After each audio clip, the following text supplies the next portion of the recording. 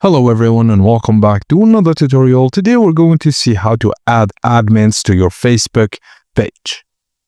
So firstly, all you have to do is open your page while logged into the account that currently has admin access.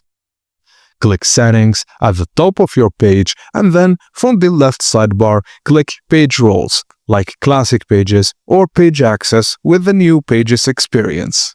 Now enter the email address of the person uses to log into Facebook. Select Admin as the role and then click Add. You may need to re-enter your Facebook password to confirm. Make sure you trust this person. Admins have full control of your page, including removing other admins.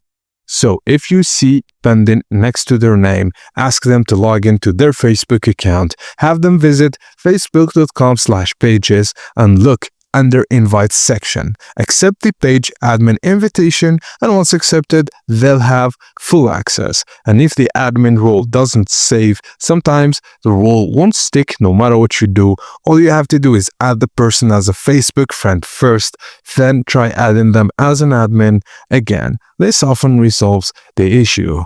And that's it, guys. Thank you for watching, and please don't forget to like and subscribe for more tips and tricks like this.